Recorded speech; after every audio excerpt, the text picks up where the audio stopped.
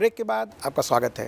अंसारी साहब, अभी हम बात कर रहे थे जो अटल जी के योगदान की, जो पार्टी के प्रति योगदान रहा, ऐसे कुशाभाऊ ठाकरे भी रहे, जना कृष्णमूर्ति रहे, लाल कृष्ण आडवाणी रहे, मुरली मनोहर जोशी रहे, लेकिन इन सभी को यदि देखा जाए अटल, आडवाणी, मुरली मनोहर जोशी को मार्गदर्शक मंडल बना करके किनारे कर दिया गया।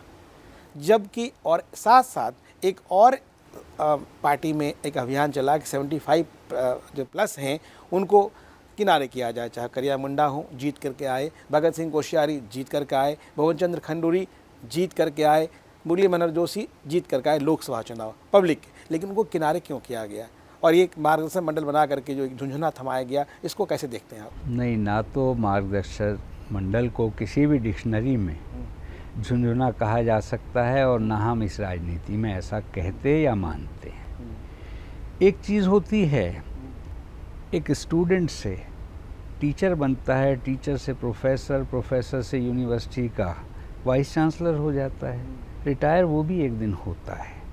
एक चीज़ तो उसे सामने रख लें, ब्यूरोक्रेसी में चलें तो क्लर्क भर्ती हो या आईएएस भर्ती हो, एक दिन वो चीफ सेक्रेटरी बन जाता है गवर्नमेंट ऑफ इंडिया का, कैबिनेट सेक्रेटरी बन जाता है, एक दिन वो भी रिटायर होता है।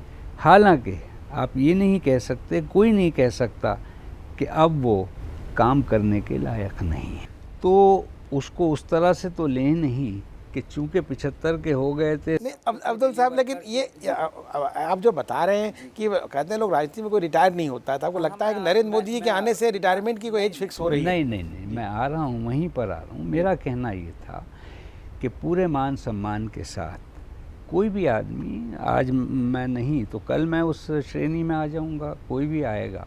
मेरा कहना सिर्फ ये है कि एक स्टेज होती है जहाँ तक आदमी उस एक्टिविटी में रहता है और उसके बाद भी अगर वो रिटायरमेंट में भी है तो उसकी सर्विसेज कहीं ना कहीं ली जाती हैं।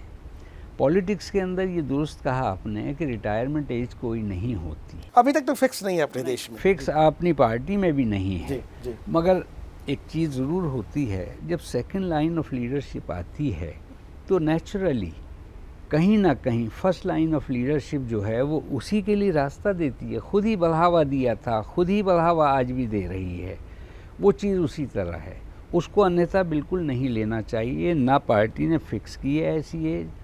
अब ये चीज़ होती है कि तो फिर क्यों आडवाणी जी को और मुरली मनोहर जोशी को किनारे करने की नहीं, ये बात किनारे करने की कोई बात ही नहीं है, सोचना भी नहीं चाहिए ऐसे शब्दों में। तो कतई तौर पर उनकी जितनी आप अपनी सोच सकते हैं, लेकिन जो आम जनता में जो मैसेज गया, आम कार्यकर्ताओं में जो मैसेज गया है, उसका खमियाजा लगता नहीं आपको उपचुनाव में झेलना पड़ा?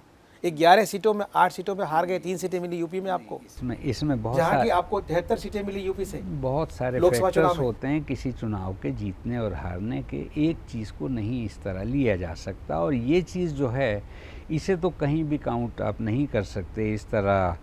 असेंबली चुनाव की हार और जीत के अंदर इन लोगों का वही मान सम्मान है, उसी तरह है। ठीक है, प्राइम मिनिस्टर ने अपनी कैबिनेट खुद चुननी होती है, उन्होंने अपने हिसाब से चुनी है, वो उनका एक हक बनता है, जिस तरह की टीम चाहें चुने। ये कहा जा रहा है कि भाजपा में जो इनके मार्गदर्शक रहे पंडित दीनदयाल उपाध्याय, उन्होंने एकात्म मानवतावाद का सिद्धांत दिया, सूत्रपात किया, उस पर चलने की बात कही गई। आज की तारीख में ये कहा जा रहा है कि नए जो फेस ऑफ द बीजेपी, जो चेहरे हैं, नरेंद्र मोदी जी प्रधानमंत्री, वहाँ तो कहा जा रहा है एकात्म मोदीवाद की बात कही जा रही है। ये देखिए, मुझे कहना नहीं चाहिए ऐसा कि जहाँ से भी ऐसी बातें निकल रही हैं वो बुनियादी तौर पर उन सर्कल से निकल रही हैं जो आज हारे हुए चेहरे हैं, हारी हुई पार्टियां हैं। ये उनकी तरफ से हो रहा है ताकि भाजपा के अंदर जो एक यूनिटी है, एक लीडर के पीछे हम सब लोग इकट्ठे हैं, उस सब के अंदर कोई दरार पैदा करना है।